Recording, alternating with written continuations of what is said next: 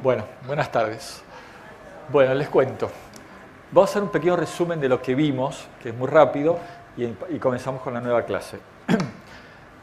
Yo les he contado a ustedes que la hembra canina tiene esa particularidad de no tener estacionalidad de celos, con lo cual cicla a lo largo de toda su vida y puede al menos, a lo largo de toda su vida reproductiva, entrar en celo en cada uno de los meses del año. Y eso habla que no depende, como la llevo de las gatas, de la cantidad de horas luz. También les comenté que la pubertad en la hembra canina se alcanza entre los 6 a 10 meses, con intervalos que va de los 5 a los 18, que en realidad la pubertad, ese primer celo que tienen las perras, no es todo lo normal que debería, con lo cual siempre no se debe utilizar y está muy mal visto desde el punto de vista de la responsabilidad de cría, servir en un primer celo a una hembra. Sobre todo porque además tiene menos de un año y sobre todo porque eso además es antirreglamentario para la federación. También les conté que el intervalo entre celos normal es cada 6 o 7 meses, que nos tiene que preocupar cuando una perra cicla con intervalos menores a los 4 meses.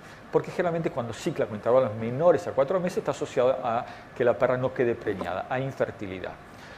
La edad ideal de reproducción es entre los 2 y los 6 años, y a medida que la perra envejece va teniendo distintos inconvenientes, como la perra nunca sufre menopausia, sino que va a ciclar a lo largo de toda su vida, generalmente lo que sucede es que el intervalo entre celos se le alarga, o puede quedar preñada de un menor número de cachorros, o puede tener mayor problema durante el parto y van a cesárea, y por último podemos tener perras que tienen mayor número de problemas al nacimiento, con mayor cachorros que tengan algún problema congénito. Y después hablamos que el ciclo estral de la perra está formado por 4 etapas, que era el proestro, estro, diestro y anestro. Cuando termina un anestro, comienza un proestro. Y así va ciclando a lo largo de toda su vida, cumpliendo esas 4 etapas. Dijimos que la palabra celo, propiamente dicha, como vulgarmente utilizamos los criadores, corresponde al estro, al proestro y al estro, que es la etapa en la cual la perra está con la vulva agrandada, sangrando, etc. Que el diestro corresponde específicamente a el momento en el cual la perra estaría embarazada si fue servida, que generalmente ese diestro dura 60 días, y que por último el anestro es la etapa de descanso hormonal. Ese proestro comienza cuando aprecia la primera gota de sangre y finaliza cuando la hembra se deja servir. En promedio dura 9 días y generalmente es la etapa en la cual, si bien atrae al macho, lo rechaza, porque todavía ejerce una atracción al macho por la liberación de las feromonas, pero desde el punto de vista de su comportamiento, rechaza al macho. El estro, propiamente dicho, que venía de esa palabra griega que significaba deseo impetuoso, ese estro duraba también aproximadamente 9 días y era la etapa en la cual comenzaba cuando se dejaba servir y finalizaba cuando rechazaba al macho. Y que es la única etapa de la vida de la perra en la cual se deja servir. Y por último, teníamos el diestro, que era la etapa en la cual estaba alta la progesterona y que las perras tienen esa particularidad, que es muy importante que la entiendan, que no importa si queda o no quede preñada, tiene la misma curva hormonal y por 60 días va a tener alta la progesterona. Y va a estar ese útero listo para recibir esos embriones y gestarlos, con lo cual siempre ese útero está funcional durante 60 días posparto. Después de los 60 días, o pare, o si no quedó preñado o no recibió servicio, ese cuerpo lúteo envejecía lentamente y finalizaba. Y que uno no podía diferenciar cuando terminaba un diestro y comenzaba un anestro del punto de vista clínico. Sí lo podemos diferenciar si quedó preñada, porque en el momento del parto terminó el diestro y comienza el anestro. El anestro era la etapa de descanso hormonal y que era la etapa que producía la variabilidad en el intervalo entre celos. Porque nosotros tenemos que un proestro dura 9 días, un estro dura 9 días, una gestación más o menos, pongamos 60, 62, 63, 65, pongamos 60 días, bueno, ahí tenemos 78. Entonces, si tenemos que una perra cicla cada 6 o 7 meses, ese anestro tiene que durar 3 meses y medio, 4 meses y medio. Perfecto. Muy bien. Dicho eso, hablamos después algunas paradas del servicio y les conté que todo lo que tiene que ver con el macho, reproductor macho, es muy raro, porque tiene un pene con un glande que tiene un bulbo y la introduce a la perra sin estar en erección, y después se produce la erección, y como se produce la erección no puede salir. Más raro imposible. ¿Por qué? Porque tiene ese bulbo, ese agrandamiento en la parte de atrás del glande, que hace que cuando se penetra la perra está sin erección por la firmeza que le da el hueso del pene. Al hacer los movimientos copulatorios se producía la erección y ese bulbo hacía que no pudiera salir por el esfínter vulvar. Entonces ahí es generalmente cuando la perra se queja un poco, que es cuando se produce la erección y no tanto cuando se produce la penetración. Y después el abotonamiento perduraba en el tiempo por varios motivos. Uno era porque la perra tiene un esfínter vulvar que se cierra detrás del bulbo. Segundo, porque gira, entonces se estrangulan los vasos. Y tercero, porque traccionan. La hembra tracciona, el macho tracciona y se estrangula aún más. Y que un abotonamiento puede durar en promedio generalmente 20, 25, media hora, pero pueden durar 1 hora y media. Va a depender de los actores, específicamente del macho. Hasta que pierde esa erección, se achica el bulbo y pueda soltarse. Muy bien. Y también les dije que puede perfectamente una perra quedar preñada sin abotonamiento. Es decir, mientras eyacule dentro de la vagina, puede quedar preñada. Que el hecho que quede abotonada era mejor porque ejercía ese botón sobre el techo de la vagina una presión que hacía que hubiera un reflejo, se llama reflejo de Ferguson, que es un reflejo que produce movimiento antiperistáltico, con lo cual los espermatozoides más fácilmente suben a la trompa de Falopio, que es donde se produce la fertilización del óvulo. Bueno, eso fue todo lo que hablamos. Ahora, yo les conté a ustedes que durante el proestro, nosotros teníamos que los estrógenos subían, y al final del proestro los estrógenos comenzaban a bajar. Muy bien.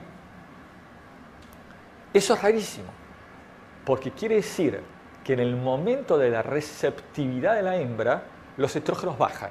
Y eso no ocurre en ninguna otra hembra de ninguna otra especie. Siempre tenemos que tener los estrógenos altos para que una hembra esté receptiva y se deje servir. Ok, entonces al final del proestro empiezan a bajar. Y por otro lado les conté que nosotros teníamos la hipófisis que mandaba una orden al ovario diciéndole comiencen a crecer los folículos. Esa orden se llama por una hormona que se llama folículo estimulante, donde decía a los folículos comiencen a crecer.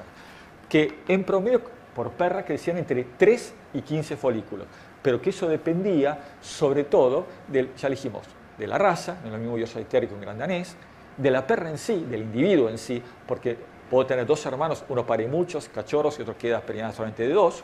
Dijimos que también podía depender específicamente de la edad de la perra, no es lo mismo una perra joven que una perra vieja. Dijimos también que dependía del momento del servicio, que casi el 80% de las causas de infertilidad es porque no se acierta al momento óptimo del servicio. Y por último también dijimos que dependía del semen del macho. Entonces, esta hormona hace crecer entre 3 y 15 folículos. Cada folículo internamente, cuando está creciendo, secreta de su pared, de su teca interna, secreta una hormona que se llama los estrógenos. Y los estrógenos son responsables de todos los cambios, de la atracción al macho, de esa feromona que se libera, del agrandamiento vulvar, que como los estrógenos retienen agua, todo se ve edematizado, agrandado, turgente, y que también es responsable del sangrado. Y ese sangrado que vemos a través de los labios vulvares era muy importante saber que proviene de los cuernos uterinos, proviene del útero. Entonces, ese sangrado en un cuello de útero ligeramente relajado hace que caiga en la vagina y después caen las gotitas de sangre a través de los labios vulvares. Y eso es interesante porque si nosotros hiciéramos, como les conté, un cultivo de fondo de vagina en una hembra que no está en celo, para lo único que sirve es para saber qué bacterias hay en la vagina. Pero si yo tengo una perra que está en celo y esa sangre sabemos que proviene del útero, si yo pongo un hisopo estéril que no se me contamine al ingresarlo en el vestíbulo vaginal, sino tratar de tomarlo bien atrás de la muestra, y yo se lo mando a cultivar, puedo ver si hay una bacteria que no debería estar presente, porque hay bacterias que obviamente causan infertilidad. Muy bien, entonces, esos estrógenos producen edema y retienen agua. Al final de ese proestro, pasa que las células que antes secretaban estrógenos se comienzan a llamar la palabra luteinizar y comienza a secretar progesterona. Entonces la progesterona que estaba baja, al final del proestro comienza a subir y durante el estro sigue subiendo. Entonces, este movimiento, esto es la progesterona. Al final en el estro, entonces, la disminución de los estrógenos y el aumento de la progesterona es el motivo por el cual la perra se pone receptiva. Y eso es absolutamente anormal y eso se ve solo en la hembra canina. Entonces, esa bajada de estrógenos, aumento de la progesterona, es el momento de la receptividad. Pero lo que yo no les conté, y acá viene lo interesante, es cómo es que se rompen estos folículos, cómo es que se produce la ovulación. Y acá interviene una tercera hormona, que hasta ahora nunca hablé, que se llama luteinizante, que es la LH. La hormona luteinizante tiene una particularidad.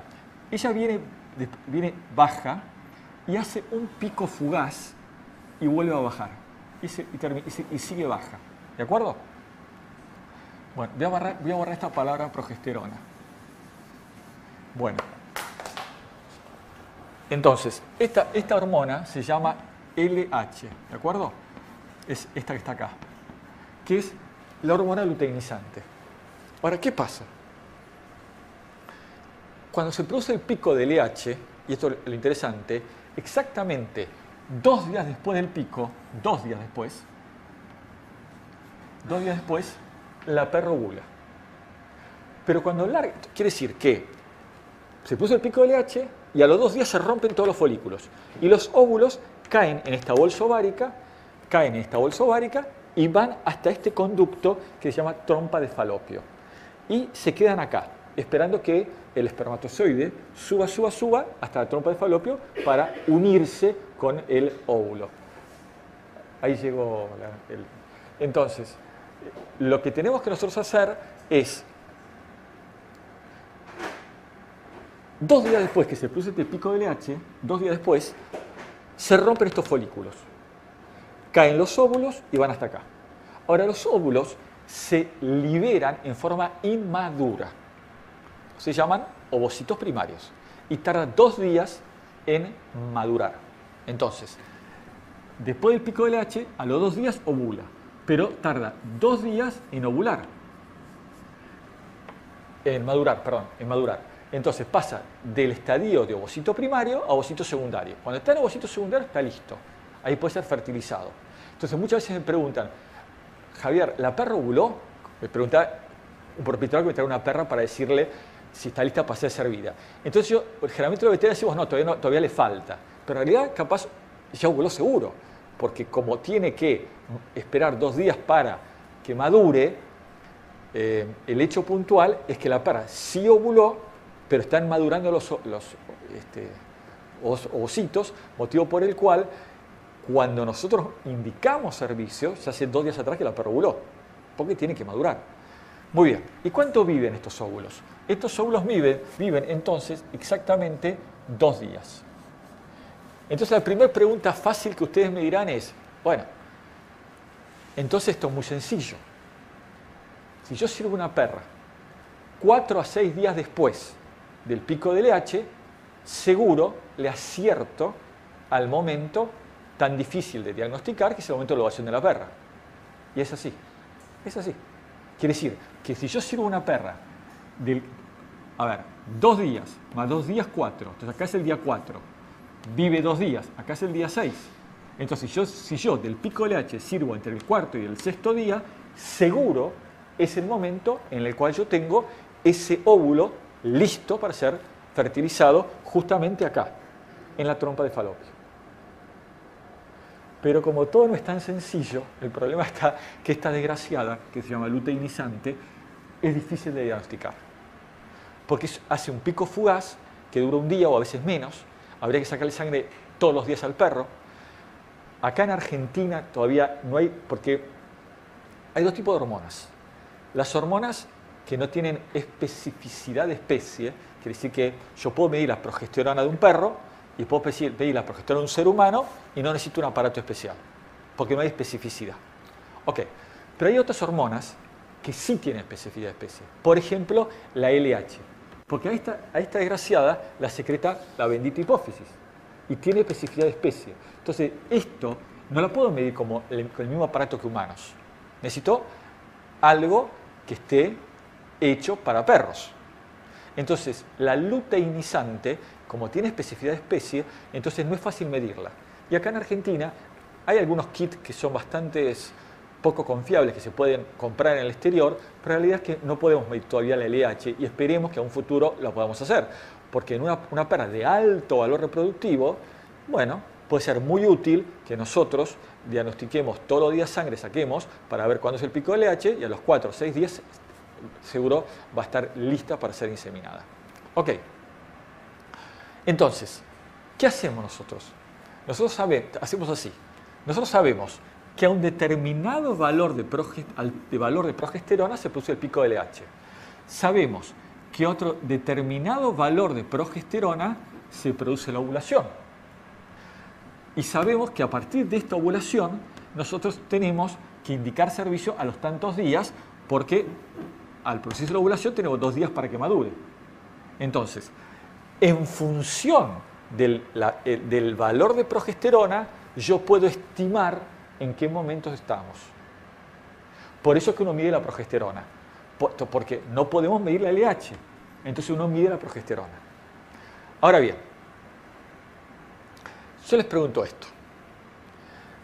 Supongamos que a mi hermosa Doberman la sirve 3 días antes un hermoso mestizo. 2 días antes me la sirve un hermoso setter.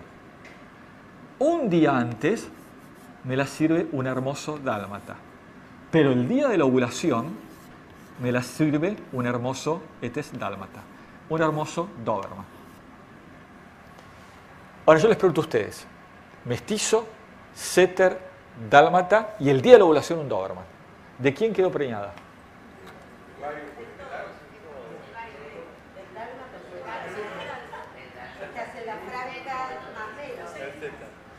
¿Cuánto vive los espermatozoides de un perro?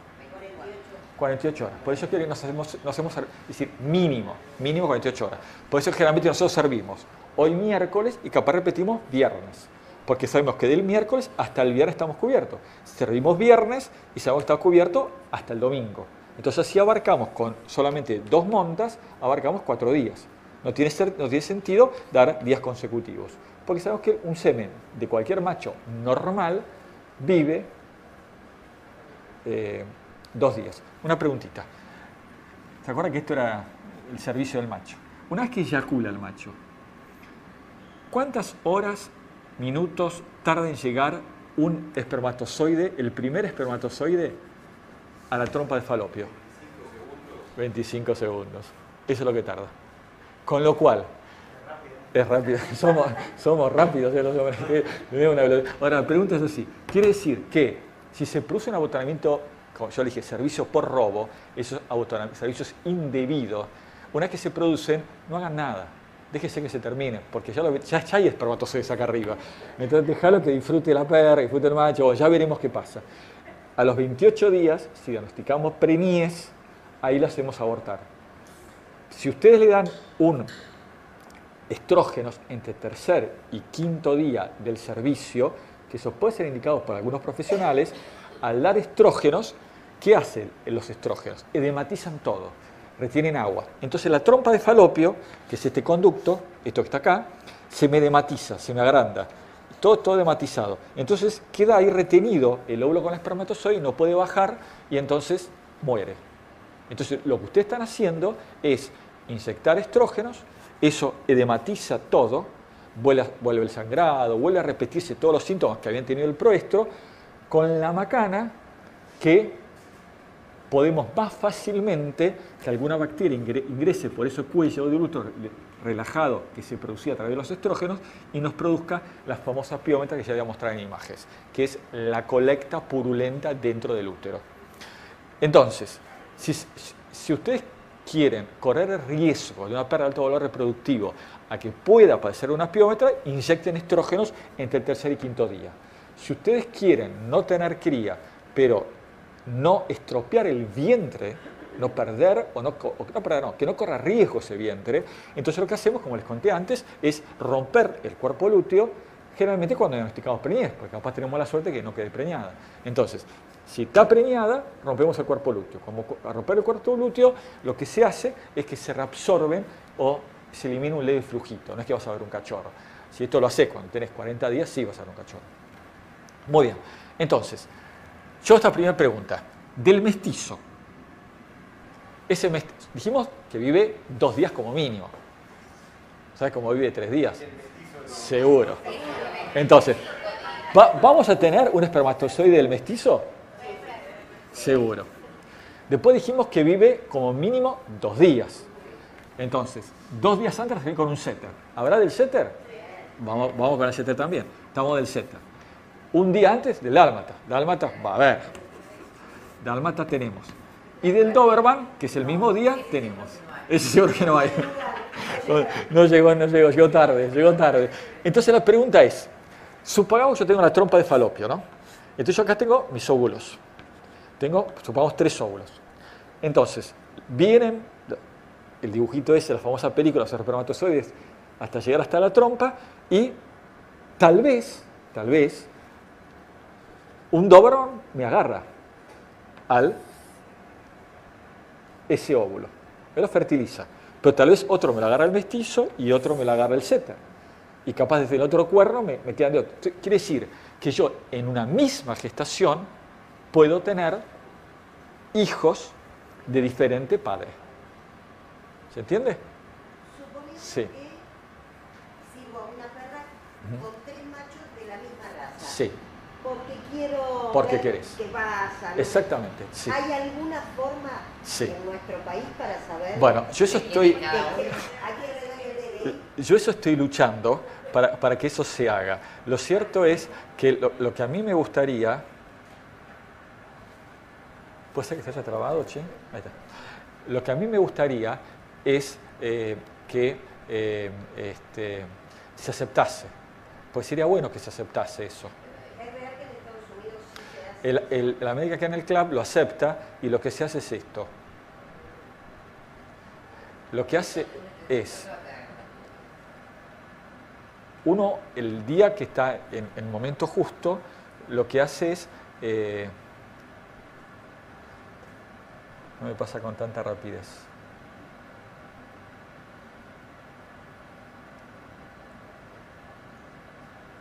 Bueno, ahora miramos.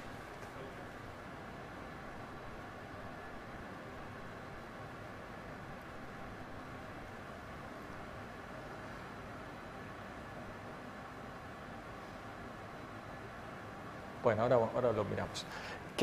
El tema es así. Supongamos lo que muy bien decías. Supongamos que yo, porque es el último servicio de la perra, porque me gustaría probar 2 machos a la vez, yo quiero servir a mi hembra con 2 machos. Entonces, acá en Argentina todavía no está permitido, va a ir en vías de autorización capaz en un tiempo no muy lejano, porque estamos ya muy aprontados con el ADN. Perdón, servir en el mismo momento. En el mismo momento. Suponete que yo te digo, hoy miércoles, supongamos que yo digo, hoy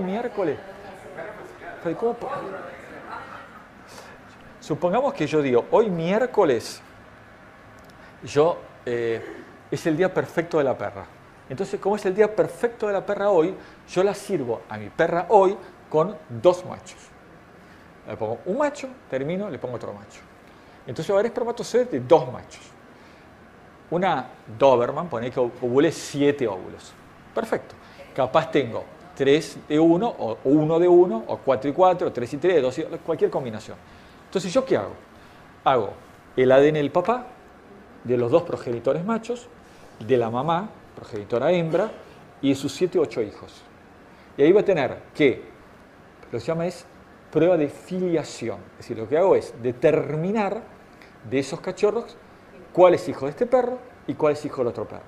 Como ahora la federación, yo justo este fin de semana estuve trabajando sobre eso, estuve haciendo todo para subir a la página web de la federación de qué es el ADN, cómo funciona, cómo es la filiación, qué es lo que ustedes pueden pedir, etcétera, etcétera. Eso ayuda mucho.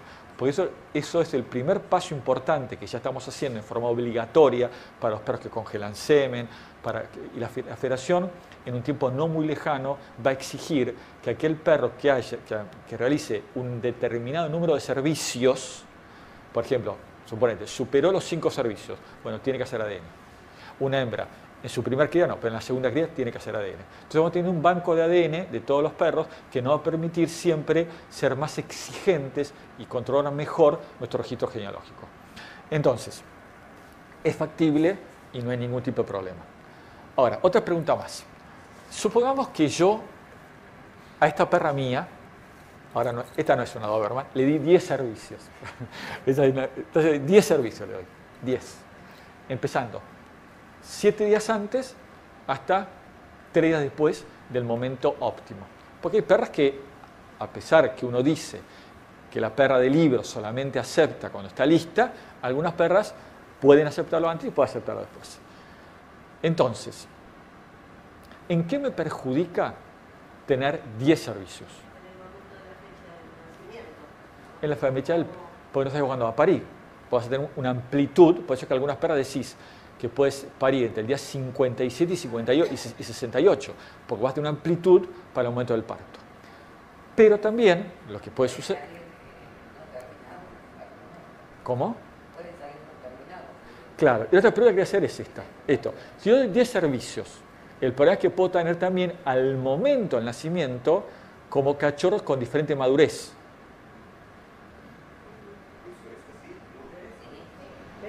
¿Es o no es así?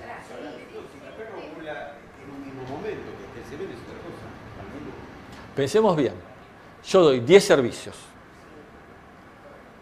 Entonces, algunos pueden quedar premiados 7 días atrás, otros pueden quedar 3 días para adelante, entonces puede ser que al momento del parto tenga algunos más maduros y menos maduros.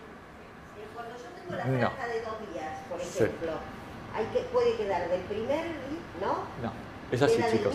Es así. Como yo les digo a ustedes que la perra tiene una evolución espontánea 4 días después del pico del LH, por más que yo le dé 50 servicios, el único momento fértil va a ser estos 2 días. Estos 2 días es el único momento fértil. Entonces, es imposible cuando a vos te dice alguien que le sale cachorros como diferente tamaño porque quedó preñada de diferente servicio. Del punto de vista médico es imposible, porque la perra ovula al mismo momento con una diferencia de tiempo mínima. Ovulará una hora, otro en 15 minutos, otro en media hora, pero no es que ovular un óvulo hoy y el otro pasado mañana. Entonces yo tengo que todos los óvulos van a caer acá.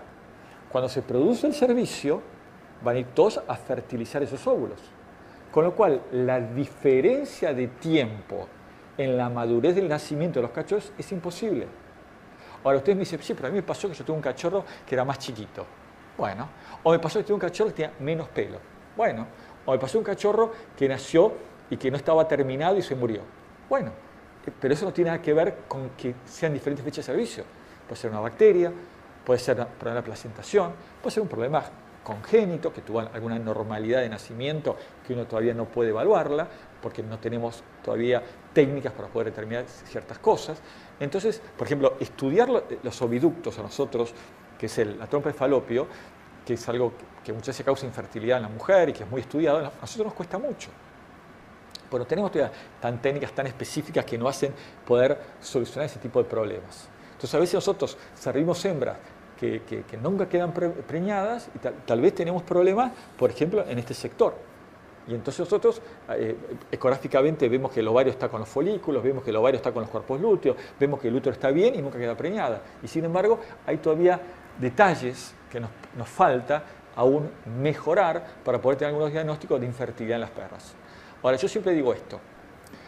Imagínense los millones de dólares que se invirtió en la mujer para que pueda quedar embarazada aquella mujer que tiene una dificultad.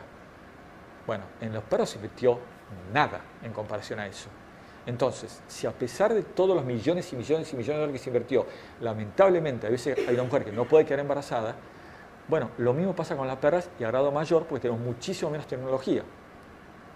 Entonces, a veces que una perra sea infértil excede a veces las posibilidades porque todavía nos falta mucho por aprender en determinados sectores.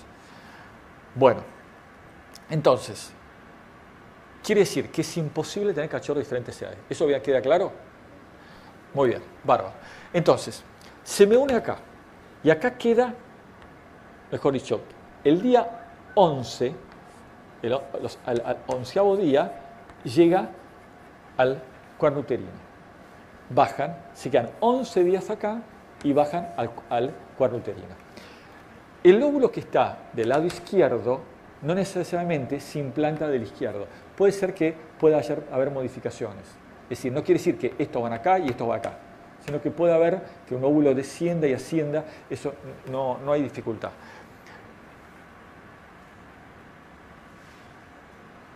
A veces, entonces, el día 11 llega y recién se implanta, ahí está, se produce la implantación, que es la placentación, la unión entre ese embrión con la pared del cuerno uterino, se produce recién el día 18.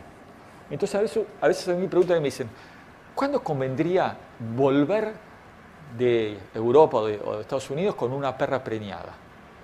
Entonces yo digo, y lo ideal es después del día 20, porque ahí ya corres menos riesgo, pues ya está producida la placentación, si ya se hizo la implantación. Ok, pero muchas veces no podemos quedar 20 días en Estados Unidos o en Italia o donde fuera. Entonces realmente uno termina el servicio y se vuelve. Pero la realidad es que si a vos te preguntas desde el punto de vista dónde se corre mayor riesgo, es en ese primer tercio de la gestación, esos primeros 20 días. Si una perra tiene 60 días de gestación y dividimos esto en 3, son 20, 20 y 20. En esos primeros 20 es cuando más riesgo tenemos. Bueno. Muy bien. ¿Por qué nosotros nos podríamos comprar un test, hacer que la perra orinase y medir, a ver, como los famosos test de diagnóstico de preñez en las mujeres? ¿Por qué no podríamos hacerlo esto desde el punto de vista hormonal? Porque como yo les conté a ustedes, no importa si la perra quede o no quede preñada, siempre tiene la misma curva hormonal. Entonces la perra va a tener que en el proestro los estrógenos suben y al final bajan del proestro. Que la progesterona comienza a subir durante el estro sube. Se mantiene alta 60 días. Si llega a parir, cae abruptamente. Si no, el cuerpo lúteo va envejeciendo y la progesterona va lentamente bajando. Quiere decir que, desde el punto de vista hormonal, no va a haber diferencia. Porque quede o no quede preñada, reciba o no reciba servicio, yo tengo la misma curva hormonal siempre. Ese concepto también es importante. ¿Se entiende eso? Entonces yo no puedo hacer un estudio, porque yo voy a tener alta la progesterona. Supongo que existe un estudio en la cual, si la perra estuviera preñada, yo tengo alta la progesterona. Y si no está preñada, tengo baja. Ahí sí se podrá medir el punto de vista hormonal. Pero yo voy a tener siempre alta la progesterona, quede o no quede preñada. Por eso es que la perra es tan proclive a tener piómetras, que es una de las patologías más frecuentes de poder padecer en un criadero. ¿Qué pasa? Que como yo tengo que 2 meses estos cuernos uterinos están preparados para recibir la implantación, esos 2 meses tengo que el endometrio está agrandado, que glandularmente está acorde para recibir a ese embrión y después feto, con lo cual yo supuestamente cada ciclo, y después del estro y del proestro, o del proestro y del estro, voy a tener alta la progesterona. Y entonces, si justo ingresase durante el estro, que es cuando yo tengo un poquito abierto, ingresa una bacteria, encuentra un muy buen lugar para desarrollarse y producir la infección uterina. ¿El servicio es un acto higiénico o poco higiénico? Y es medio poco higiénico. El perro cuando le emboca a cualquier lugar hasta que le emboca finalmente donde debe. Y segunda cuestión, muchas veces dicen, vamos a hacer unos lavajes al pene del perro, unos lavajes prepuciales para que sea antiséptico. Eso está mal.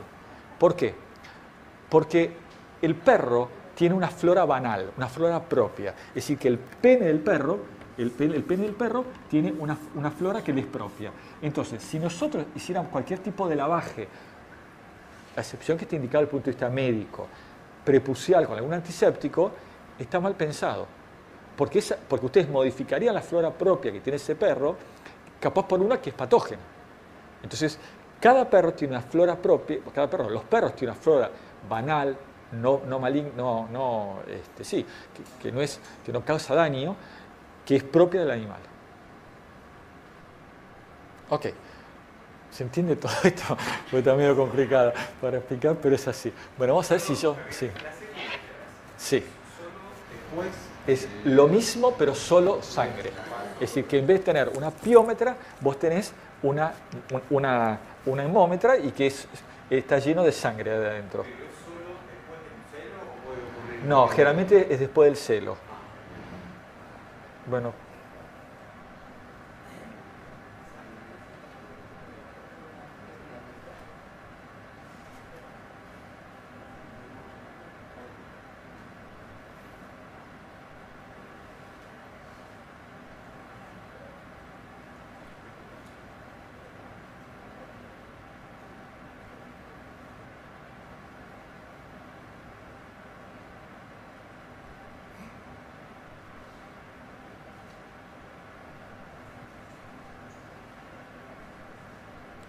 Dos segunditos ya estoy, pues si paso muy rápido se nos trabó.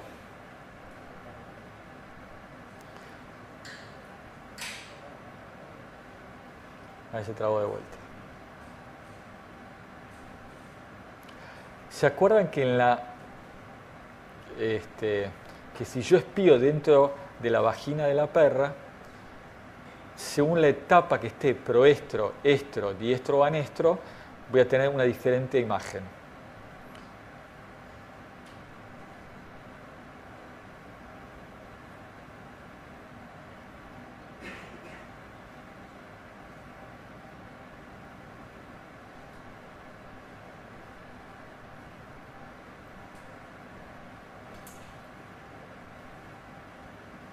Recuerden que siempre el esfínter vaginal está detrás del bulbo. Así que fíjense lo grande que tiene que ser. Esto es un schnauzer y esto es un pack.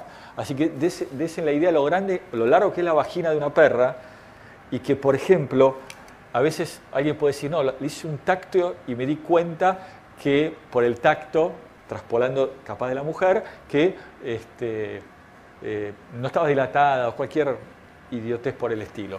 Y es imposible, porque la vagina de la perra, primero, si comparamos nuestro dedo con lo que es el pene de un macho, es imposible llegar. Y segundo, que si esta es la vulva, nosotros tenemos, y este es el cuello del útero, hasta acá llega la vagina, acá comienza el cuerpo del útero, este es el cervix, acá justo antes hay un pliegue dorsal de la vagina. Y ese pliegue dorsal hace que además no podamos llegar al cervix. Ponerle que fuera un Yorkshire Terrier, un perrito muy chiquito, un chihuahuita, que capaz ahí sí nos permitiría, capaz con el dedo, profundizar más.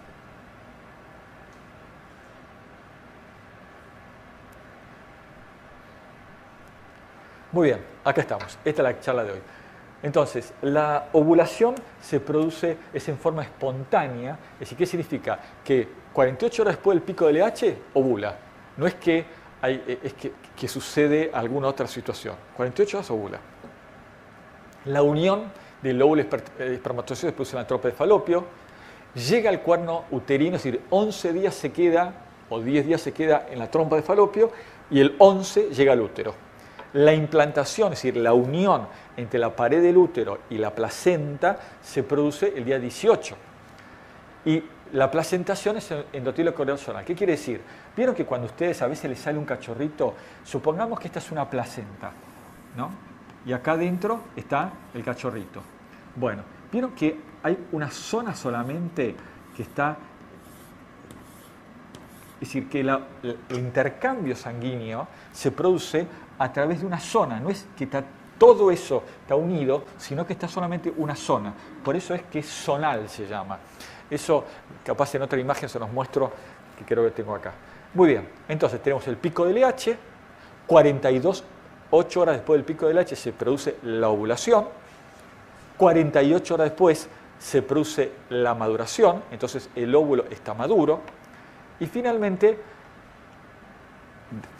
tiene 2 días que vive el óvulo. Por eso es que en la parte de abajo dice servicio 4 a 6 días después del pico de LH. ¿Se entiende? Pero el problema es que el pico de LH no era fácil medir. Y también lo que es exacto, es que 64 a 66 días del pico de LH la perra pare. Eso también es exacto. Del pico de LH, 64 a 66. Ahora, si yo digo que del pico de LH la perra pare exactamente a los 64 o 66 días, de la ovulación, ¿a cuánto pariría? 62, 64, puede sacar 2 días. ¿Entendés? ¿Se entiende? Entonces, es decir, que la perra pare 64 o 66 del pico de LH es lo mismo que decir que pare 62 o 64 de la ovulación. Solamente restás 2 días al 64 y 66. Ok. El momento de la ovulación no es el momento de la fertilización. ¿Por qué?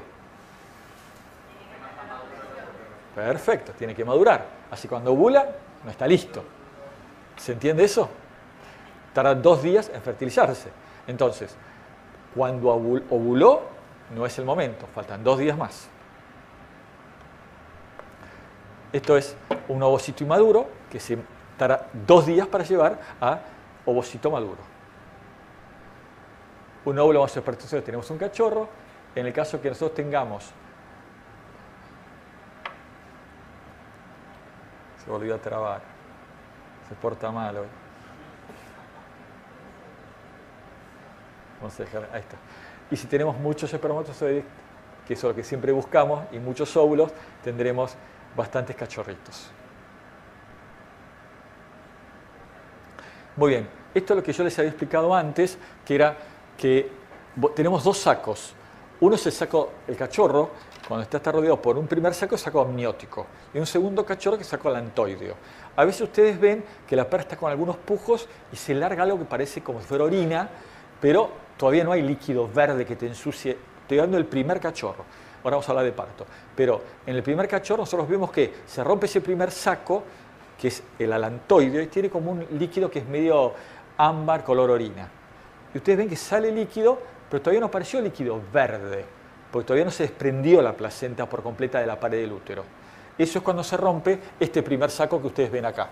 Y la unión es solamente todo acá. Es decir, acá estaría, la franja está limitada para que se vea el feto, pero iría ahí hasta allá arriba todo lo largo. Muy bien, ya la perra la servimos. Ya está supuestamente preñada. ¿Cómo se diagnostica preñez? Eso es la parte ingrata. ¿Por qué es la parte ingrata? Porque tenemos que esperar. No podemos saber, no hay forma de saber inmediatamente si la perra está preñada. Y es cuando nos agarra la angustia. Y ni te cuento a los médicos veterinarios cuando manejamos semen congelado, que tenemos que esperar por lo menos 25 días en saber si la bendita perra quedó preñada con semen congelado. Bueno, ¿qué quiere decir esto? Que para hacer una ecografía tenemos que esperar, nosotros dijimos 18 días, dijimos que se producía la placentación. Es decir, que hay un íntimo contacto en la cual a partir de ahí se podría empezar a hacer una ecografía para ver. Bueno, a ningún ecografista le gusta que la lleves el día 18, por lo menos del 20 para arriba. Entonces les gusta 21, 22, 23 para no errar. Pero teóricamente a partir del día 20 podrían. Pero generalmente los ecografistas prefieren que sea 21, 28, 23. 23 en adelante es cuando más les gusta. Entonces el primer diagnóstico para ver si una perra está preñada es ecografía. No hay otro más precoz.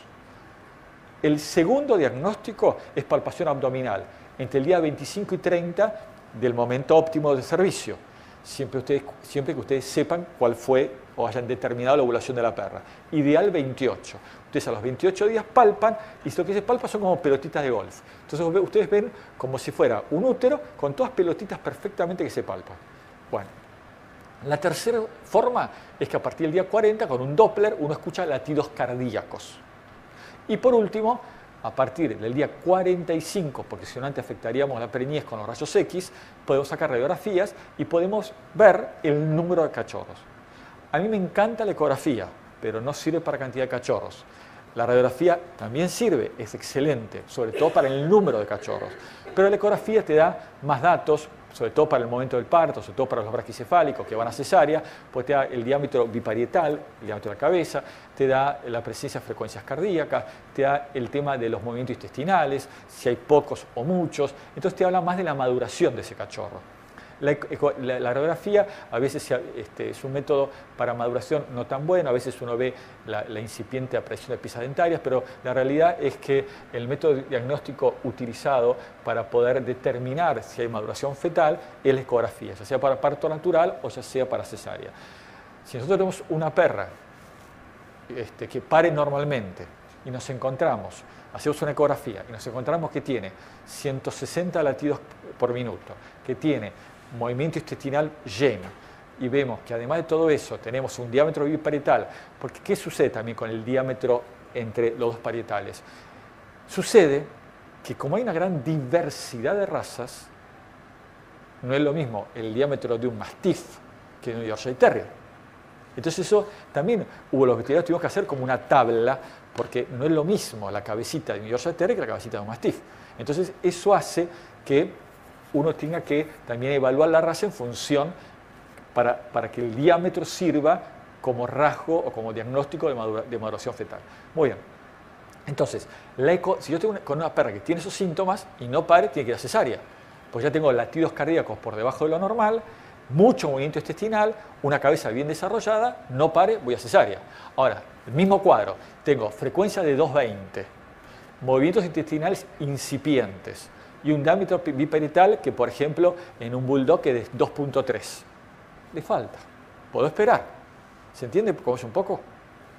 Bárbaro. Muy bien. Ya les he contado a ustedes que hasta los 11 días es un huevo, hasta de 12 a 28 es el embrión, y después de los 28 días en adelante es el feto.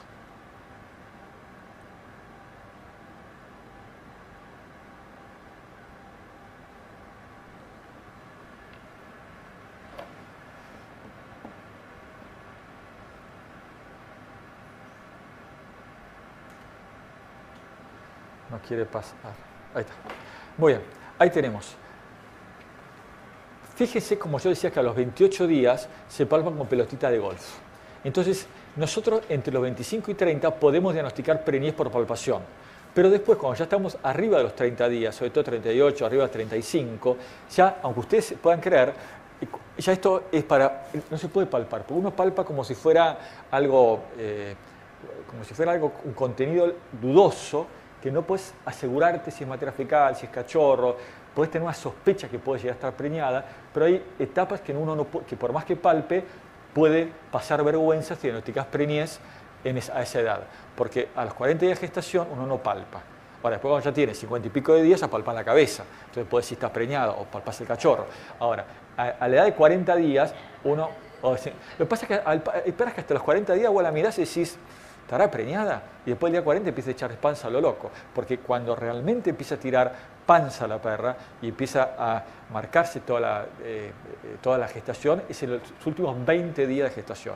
Y sobre todo los últimos 10 es cuando echa mucha panza.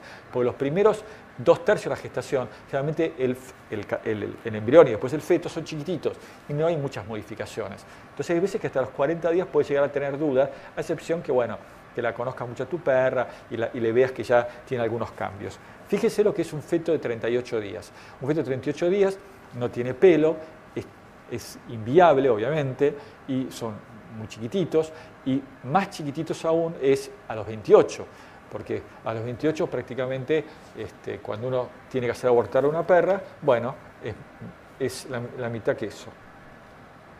Estos son cachorros 56 días. Fíjese cómo le falta pelo en las extremidades y cómo le falta pelo a la altura del hocico y de la cara. Entonces, cuando ustedes tienen un cachorro que le ven que le falta pelo en la cara o le falta pelo en los miembros, ese cachorro le faltaba al menos 1 o 2 días. Entonces, cuando, por ejemplo, una es una cesárea y entonces los cachorros respiran, están perfectos, gritan, pero le faltaba un poquito de pelo. Entonces, tal vez esa cesárea hubiese sido mejor indicada 24 horas después, porque tal vez esa perra estaría mejor predispuesta porque tendría más leche o estaría con la progesterona que está a un valor menor, con lo cual todo sería más normal ¿qué hace uno? Trata de acertar la cesárea al momento que sería normal de un parto.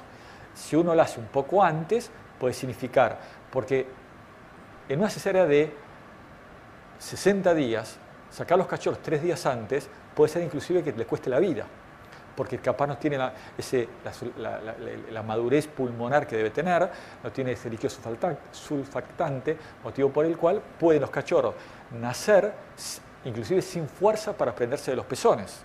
Entonces uno capaz los tiene que mantener sondeados y con vida durante 1, 2 o 3 días para que arranquen verdaderamente. Si es que, desde el punto de vista respiratorio, esto está maduro, porque si lo sacamos antes y tan inmaduro desde el punto de vista pulmonar, estamos perdidos, pues se van a morir todos.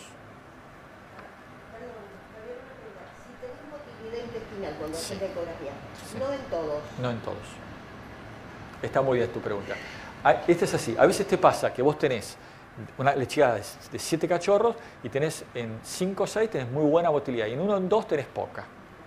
Y entonces ahí tenés, entonces tenés que mirar las frecuencias cardíacas, tenés que mirar los diámetros biparetales y además tenés que ver la actitud de la perra y ver de cuántos días estaríamos en el momento. Si la actitud de la perra es, hay perras que,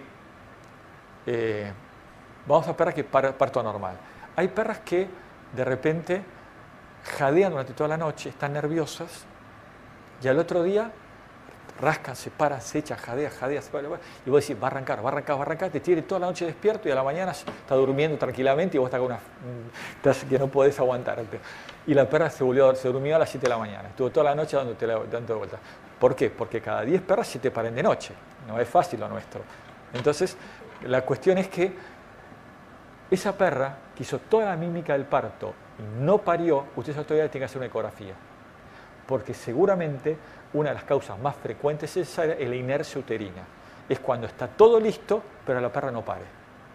Entonces vos te quedás esperando, porque si no pasó nada, no tuvo contracciones, me quedo esperando, y que esos cachorros empiezan a sufrir porque estaban para salir, y vos esperaste 1 o 2 días más y ya están algunos muertos, o todos.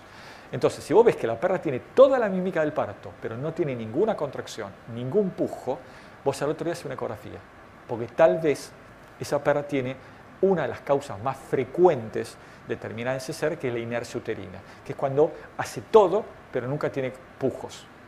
Y entonces no van a salir nunca. Esto es algo típico de los criadores, que por eso sí, te escucho. Sí. A los 55 días. Sí. Fue exagerado. ¿Cesárea o parto normal? Parto normal. Ok. Al final, pero 11 bebés. Una Yorkshire. Perfecto. Lo seguíamos con la ecografía y a los 55 días ya tenía 2 muertos y entonces la veterinaria decidió que para que aborte esos 2, ellos ya empezaron a nacer todos. Sobrevivió una sola y con sombra la saqué adelante. Pero el resto, digo, todo. Porque estaban inmaduros desde el punto de vista pulmonar. Generalmente, cuando uno tiene cachorros que pueden respirar, porque esto es, necesita toda una aparatología, necesitaría una incubadora. Acordate que no hay nada más tonto que un cachorro. No regula la temperatura corporal, no orina y no defeca si la mamá no lo lame, no ve, no escucha, con lo cual nosotros tenemos un cachorro que se acerca a la mamá por el olfato y en búsqueda de calor. Entonces, no puede orinar, no puede defecar, no puede regular la temperatura y no orina y no defeca si la mamá no lo lame.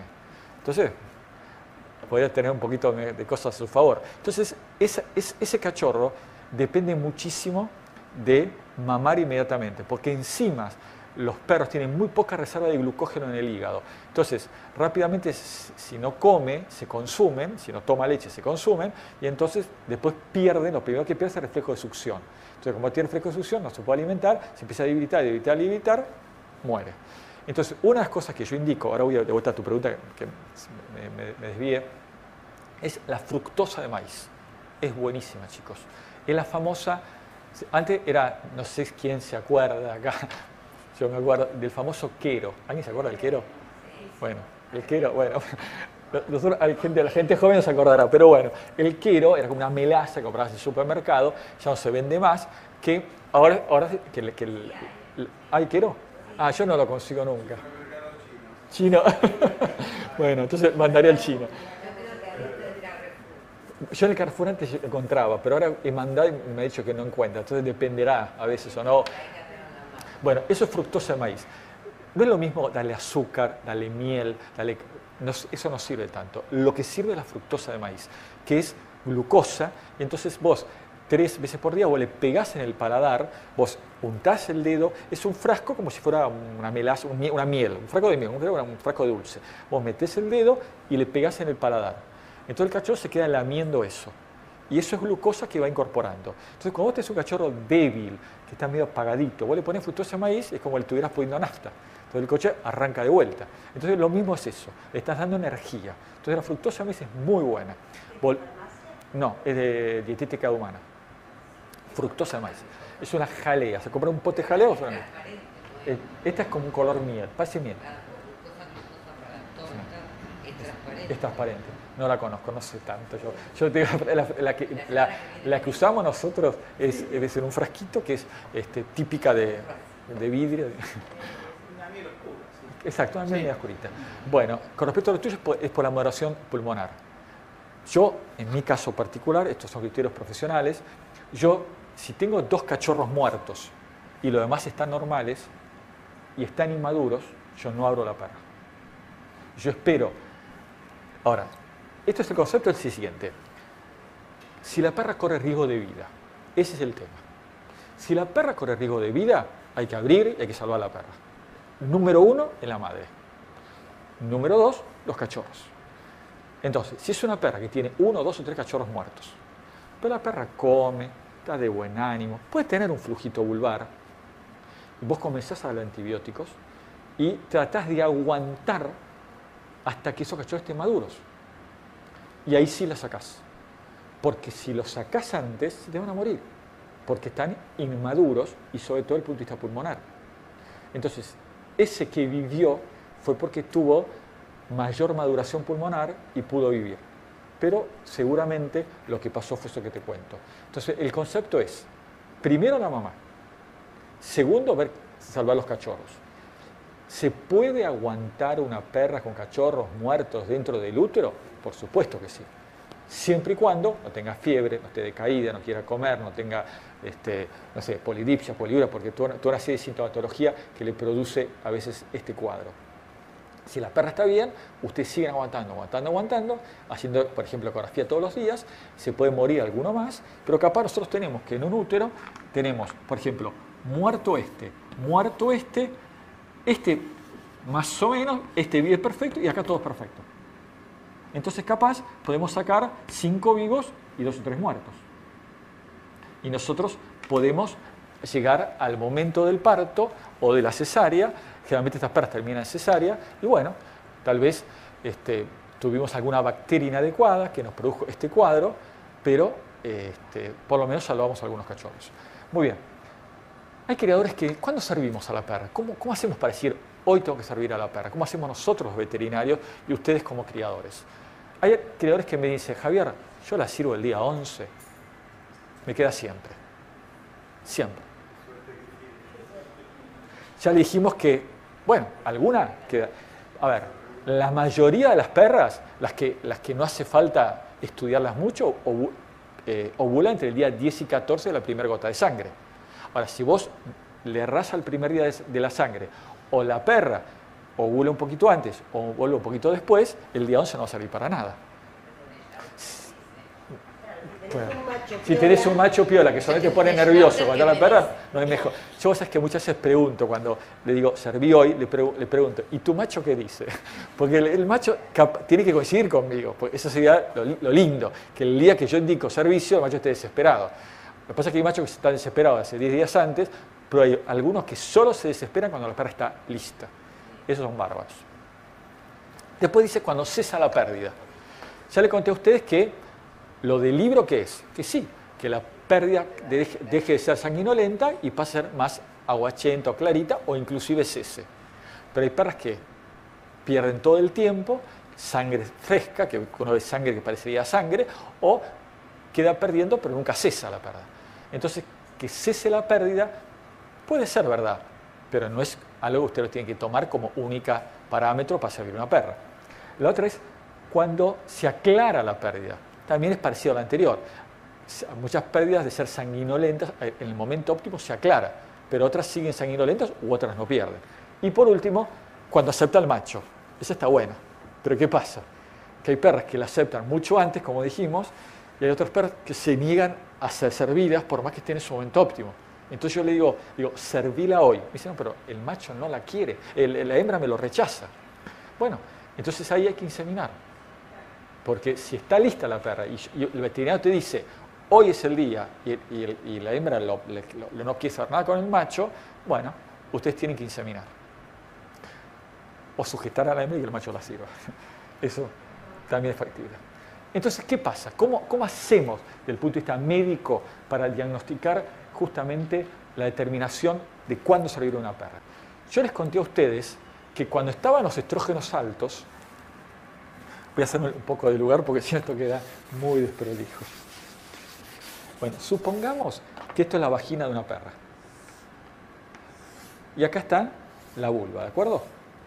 Bueno, el aporte nutricional siempre se produce por la pared.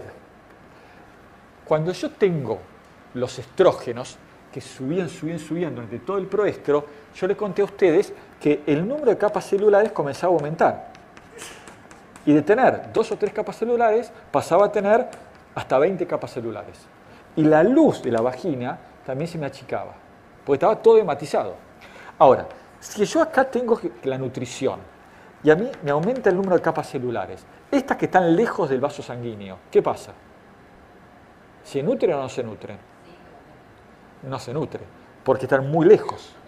Entonces se degeneran, cambian de forma e inclusive algunas se queratinizan para dar mayor resistencia al epitelio. Quiere decir que si yo hago una citología vaginal, tomo células en este periodo, voy a ver un determinado aspecto de células, como estas que ven ustedes acá. Si la computadora quiere cambiar. Entonces, la citología vaginal lo que hace es que en función de vos tengas... si yo, por ejemplo, estoy en el anestro y tengo solamente 2 o 3 capas celulares, voy a ver una morfología celular. Y si yo estoy en la etapa del estro propiamente dicho, donde baja uno y bajan los estrógenos y sube las progesteronas, tengo toda esa granulación, que toda esa huellas digitales, que está como pasa de uva, que eso se ve también de otra manera. Entonces la citología vaginal va a estar en función de la etapa del ciclo estral, si es proestro, si es esto, si es el diestro, es el anestro. Entonces la citología vaginal es como parece un Papa Nicolau. Yo tomo células, las tiño, las miro y ahí me decido o veo qué veo. A veces puedo ver espermatozoides, a veces puedo ver... ¿Cómo cambiaste con...? A ver qué hiciste. Ah, me tocaste ahí, listo. Muy bien.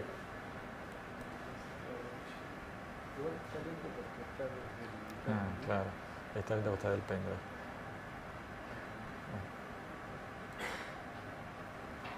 Muy bien. Entonces, esto es una citología vaginal. Ahí ven ustedes, las células rojas son las células queratinizadas. Cuanto yo más cantidad de células rojas tengo, significa que mejor es el momento. Hay diferentes tipos de tinciones. Depende, cada veterinario usa una tinción. Esta es la que uso yo. Y el fondo todavía está sucio. Yo veo esto y digo proestro. A la perra le falta. Todavía no está en su mejor momento. La otro tema es hacer lo que nosotros llamamos vaginoscopía. ¿Qué es la vaginoscopía? Consiste en introducir un vaginoscopio, un proctoscopio pediátrico, y lo que hago es mirar los cambios que yo tengo en la vagina. Entonces, si yo estoy en el proestro, está todo hematizado y todo agrandado. Si yo estoy en el momento justo del servicio, tengo todo arrugado. Y si a la perra estoy, por ejemplo, en un diestro, ¿qué pasa en el diestro? Yo tenía mucha cantidad de células. Entonces, en el diestro, que cuando aumenta la progesterona en etapa de gestación, todas estas células se empiezan a descamar y se empiezan como a desaparecer. Entonces se habla como una descamación. Ves un aspecto moteado. Eso es lo que vos ves. Entonces yo, mirando qué etapa en la vagina, haciendo una vaginoscopía, yo lo que hago es determinar más o menos en qué etapa estoy. Ese es el proctoscopio pediátrico de Welch-Allyn, uno lo introduce y lo que hace es mirar qué es lo que sucede. Acá van a tener diferentes imágenes. Para ustedes, esta primera, ¿qué sería? Proesto, todo diamatizado, agrandado, todo listo. Y esta que está toda arrugadita, ¿qué sería? Estro. ¿De acuerdo? Es así de sencillo. No tiene, entonces, uno espía qué pasa dentro de la vagina y te ayuda. Por último, conocer el momento de la ovulación es útil para calcular el momento del parto, obvio. Si yo sé cuándo ovuló la perra, me es más fácil calcular cuando tengo el momento del parto. Entonces vos haces citología, haces vaginoscopía y medís la progesterona. Yo sé que a un determinado valor de la progesterona, se puso la LH. A otro determinado valor de la progesterona se produce la ovulación. Y a otro determinado valor de progesterona yo tengo que servirla. Y eso es como se maneja. Es así de sencillo. Es decir, que yo trato de, en función de la citología, la vaginoscopía y la progesterona, determinar cuándo servir a la hembra.